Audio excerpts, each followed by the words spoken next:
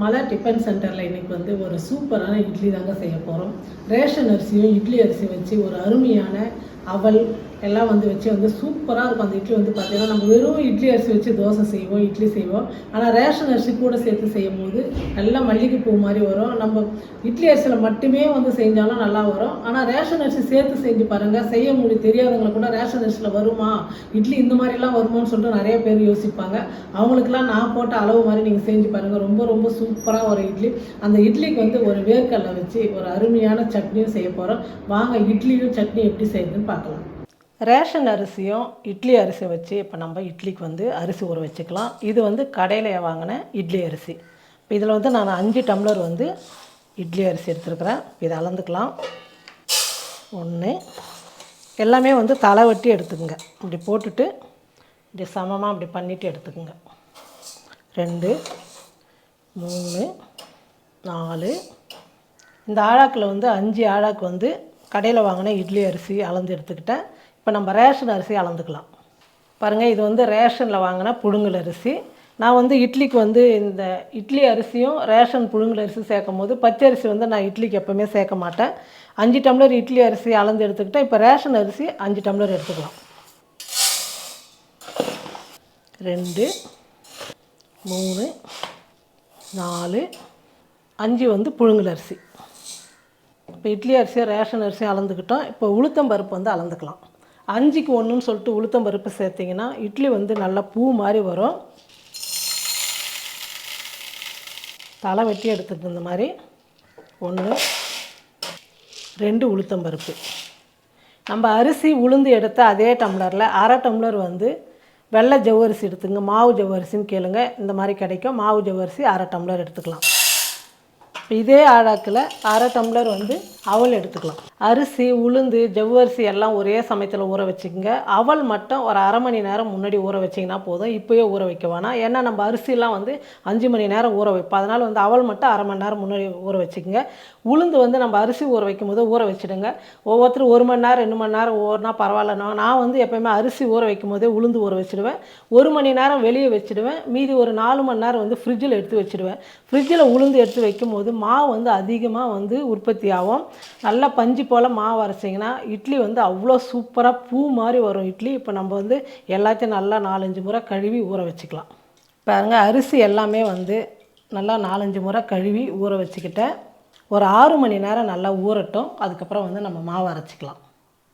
அரிசி வந்து 6 மணி நேரம் நல்லா ஊறிடுச்சு. இப்போ நம்ம கிரைண்டரில் சேர்த்துக்கலாம். அரிசி எல்லாம் சேர்த்துட்டு தேவையான அளவுக்கு தண்ணி சேர்த்துட்டு மூடி போட்டால் மட்டும்தான் இந்த கிரைண்டர் வந்து ஓடும். இங்கே பாருங்கள், இது வந்து டைமிங். நம்ம 20 நிமிஷம் 15 நிமிஷம் எவ்வளோ வேணுமோ அந்த அளவுக்கு 45 நிமிஷம் வரைக்கும் இருக்கும். அந்த அளவுக்கு வந்து நம்ம வச்சுட்டா போதும், மாவு வந்து அரைச்சிடும்.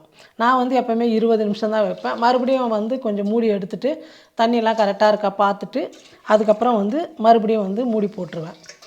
இப்போ தேவையான அளவுக்கு வந்து தண்ணி சேர்த்துடலாம். மூடி போட்டு டைமிங் வச்சிடணும். டைமிங் வச்சா மட்டும்தான் ஓடும். நான் டைம் வந்து பாருங்கள் 20 நிமிஷம் வச்சுருக்கிறேன். 20ல் வச்சுருக்கிறேன். அது மாவு வந்து தண்ணி கொஞ்சம் கெட்டியாக இருந்தது தான் இப்போ நம்ம கண்ணாடியில் நல்லா தெரியும். மேலே வந்து இங்கே வந்து நம்ம தண்ணி சேர்த்துக்கலாம். தேவையான அளவுக்கு வந்து கொஞ்சம் கொஞ்சமாக தண்ணி சேர்த்துக்கலாம். 20 நிமிஷம் ஆகட்டும். அதுக்கப்புறம் எந்த அளவுக்கு மாவு வந்து மாவு ஆயிருக்கா இல்லை மறுபடியும் தண்ணி ஊற்றுறமான்றது பார்க்கலாம். பாருங்கள், ஃபஸ்ட்டு வந்து நான் 20 நிமிஷம் வச்சேன். அதுக்கப்புறம் வந்து 15 நிமிஷம் வச்சேன். நான் இந்த மாதிரி இப்படி கையில் பண்ணும்போது பாருங்கள், ரவை ரவையாக தெரியுதா? இந்த மாதிரி இருக்கணுமா? இது கரெக்டான பக்குவம் இட்லிக்கு. இப்போ நம்ம எடுத்துக்கலாம். இந்த கிரைண்டர் வந்து ஓடும் போது எடுக்க முடியாதுங்க, ஆஃப் பண்ணிட்டு தான் எடுக்க முடியும். ஏன்னா நம்ம மூடி போட்டால் தான் மாவே அரைக்க முடியுன்றதுனால ஓடும் போதே எடுக்க முடியாது. ஓடுற மாதிரி இருந்ததுன்னா ஈஸியாக வந்து எடுத்துடலாம். நம்ம இதே மாதிரி இருக்கிற அரிசியெல்லாம் வந்து அரைச்சி எடுத்துக்கலாம்.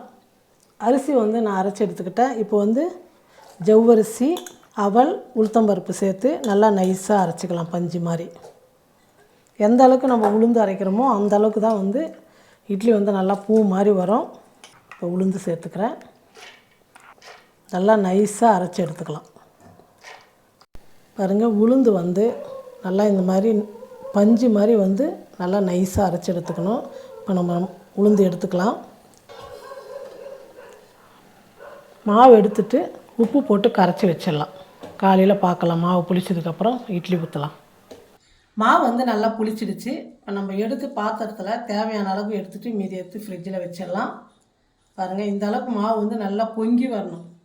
அப்போ தான் வந்து இட்லி வந்து நல்லா மல்லிகைப்பூ இட்லி மாதிரி சூப்பராக வரும். இப்போ நம்ம மாவு கரைச்சி இட்லி ஊற்றிக்கலாம். பாருங்கள், மாவு வந்து பெரிய பாத்திரத்தில் எடுத்து கரைச்சி வச்சுருந்தேன். அதை எடுத்து வேறு பாத்திரத்தில் நான் வந்து இப்போ இட்லி செய்யறதுக்கு வந்து கரைச்சி எடுத்துக்கிட்டேன். இட்லி பாத்திரமும் வச்சுட்டேன். நல்லா சூடு ஏறிடுச்சு. தண்ணி பாருங்கள், நல்லா கொதிக்கிற சவுண்டு கேட்க. தண்ணி எவ்வளோ கொதிக்குதோ அந்த அளவுக்கு இட்லி வந்து சீக்கிரமாக வெந்துடும், நல்லாவும் வரும் இட்லி. இட்லி பாத்திரத்தில் தட்டில் வந்து நான் எண்ணெய் தடவி வச்சுட்டேன். இப்போ எல்லா தட்டும் இதே மாதிரி ஊற்றி வச்சுக்கலாம். எல்லா தட்டிலையும் இட்லி ஊற்றி வச்சுட்டேன். மூடி போட்டு மூடிடலாம். இட்லி ஒரு 10 நிமிஷத்துக்கு வேகட்டும். அதுக்குள்ளே வந்து நம்ம சட்னி ரெடி பண்ணலாம். இட்லிக்கு வந்து ஒரு சூப்பரான வேர்க்கடலை, பொட்டுக்கடலை, தேங்காயெல்லாம் வச்சு ஒரு அருமையான சட்னி தான் செய்ய போகிறோம். அதுக்கு நான் ஒரு 2 கைப்பிடி அளவு வந்து வேர்க்கடலை எடுத்துக்கிட்டேன். இந்த வேர்க்கடலையை வறுத்துக்கலாம். பாருங்கள், வேர்க்கடலை வந்து நல்லா வறுபட்டுடுச்சு. இதை இறக்கி ஒரு தட்டில் மாற்றிக்கலாம்.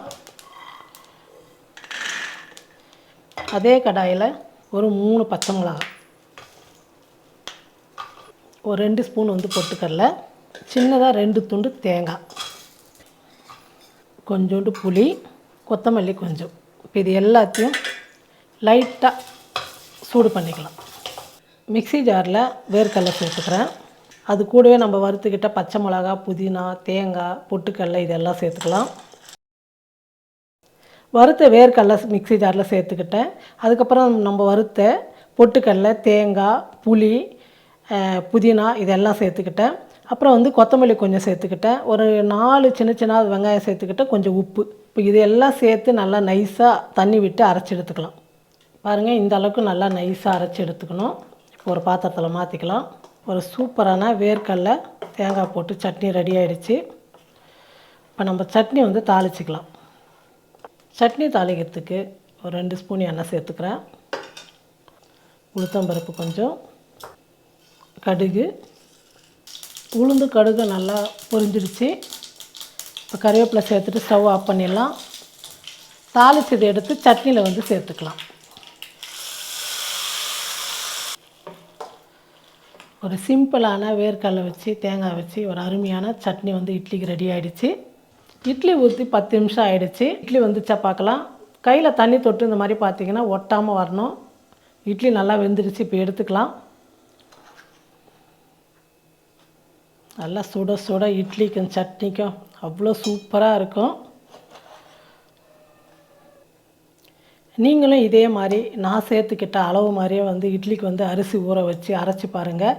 ரொம்ப ரொம்ப சூப்பராக இருக்கும். இந்த இட்லிக்கும் சட்னிக்கும் அந்தளவுக்கு வந்து டேஸ்ட் வந்து ரொம்ப நல்லாயிருக்கும். நீங்கள் 4 இட்லி சாப்பிட்றங்க, 6, 7 இட்லி சாப்பிட்லாம். அந்தளவுக்கு டேஸ்ட்டாக இருக்கும். செஞ்சு பார்த்துட்டு எப்படி இருக்குன்னு சொல்லிட்டு மறக்காமல் கமெண்ட் பண்ணுங்கள், ஷேர் பண்ணுங்கள். நன்றி.